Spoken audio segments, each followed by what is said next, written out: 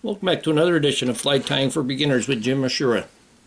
Today we're going to tie a number 18 Magic Quill bluing olive parachute. The hook that I have in the vise is a size 18 dry fly hook. I am going to use 16-aught. There it is, 16-aught Vivus thread. Very, very strong thread.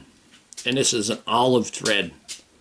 We're going to start by putting a base of thread down and bringing that back halfway. And then we're going to come forward half of that. And that will be the position of our wing. Now for the wing, you can use CDC for the wing, slate gray. You can use duck quill for the wing, but what I'm going to do, and this makes a nice wing and it is pretty easy to put on, at least as easy as putting on the CDC. What I have here is, this is actually a wood duck body feather, just a dark body feather from a duck. So if you have hunters and they offer you the skins or the feathers, take everything. I actually got this one probably 35 years ago, and the hunter gave me the whole duck. He gave me 3 of them, and I plucked them and I separated the different colored feathers. So I've had these for a long time, and I'm going to use this nice dark duck body feather for the wing. I'm just going to squeeze together the tip. I'm going to measure it up. I want that wing to be the size of the hook shank. And don't worry about using 1 feather per fly, because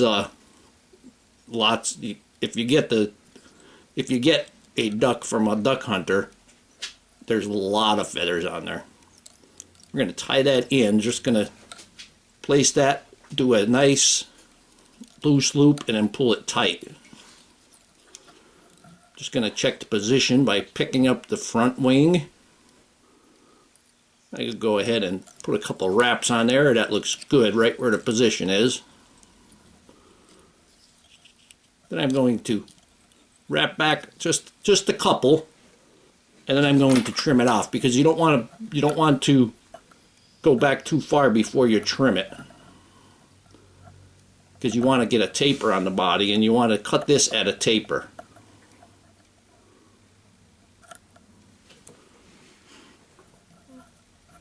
There we go. Now I'm going to take the thread back the rest of the way. See a couple hanging there. We'll get to them. And we're going to bring the thread to where it would hang had I not pinched the barb down. Now for the tail, I have dun colored micro Fibetts, and I'm just going to take 2 of them. I know it's not easy to just grab 2, so if you get 2 or 3, so I think there's 3 right here, I'm going to just grab them. So I'm not splitting them or anything, I'm just going to leave them on there straight. And the big advantage with micro Fibetts are they're very, they're very stiff as compared to a feather, as compared to Hackle barbels. But I'm going to measure it up, and I want that wing to be about the length of the body. Going to place it in there, and then we're going to hold it kind of tight right there. Take a loose loop, we're going to pull it straight down. Take another loose loop, pull it straight down. I'm going to check it out. I'm going to take one more. I got some tension on there, but I'm going to pull this a little bit shorter. Okay, there we go. Now I'm going to take my thread and I'm going to put a wrap underneath the tail, because you see how it rolled or went down there. There we go, and actually it's divided a little bit. I have 3, but if I had 2, it would be a nice division. You can see there, a little bit division. We're going to trim off that excess.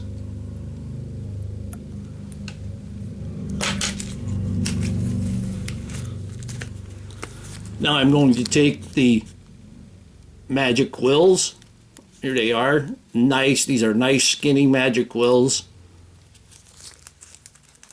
And we're going to put them, tie that in. I'm going to peel one off. And you do get more than one out of each quill, although it gets a little bit thicker as you're going up.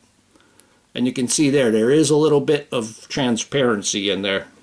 So you'll get segments. That particular one was a little bit twisted on the bottom. Just snip that 1/4 inch off. I'm going to tie it in, and there's actually glue on there. You can see it sticking to my finger. So you want to put the glue side towards you to tie it in, so that the glue side will be on the shank when you wrap it. I'm going to go ahead and twist this, wind this all the way up.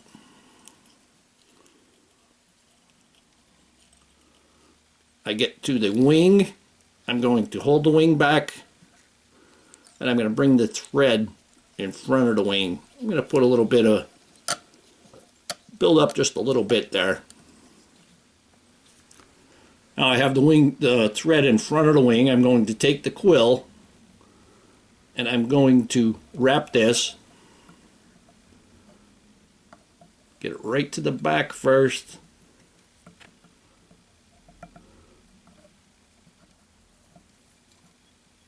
And I'm actually watching my viewfinder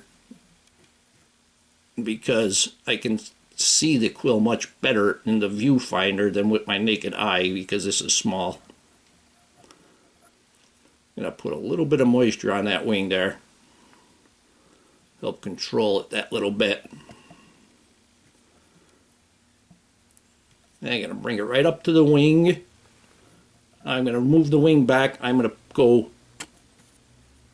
right in front of the wing, and I'm going to tie it in front of the wing.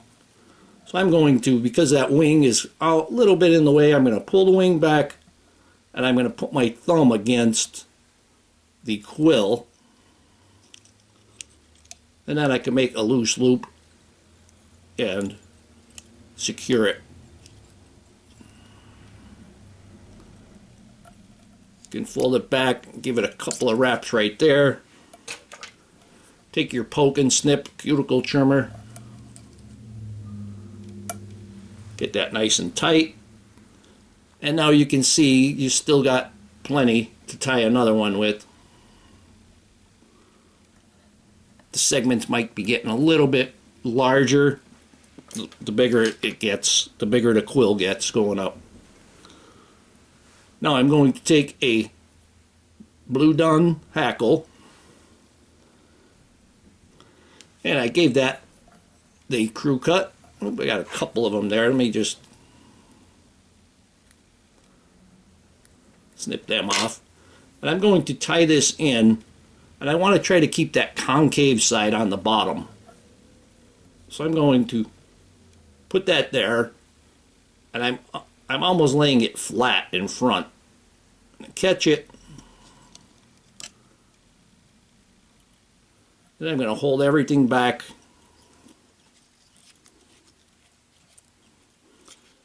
And we get up to the wing. Now we're going to wrap our thread up the wing to make that wing post.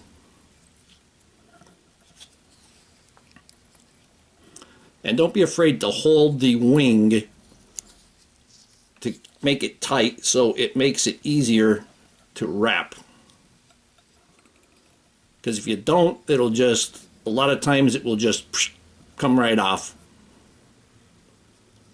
Got to try to keep that thread right there, almost horizontal, on the horizontal. You go up, and now I'm going to come down.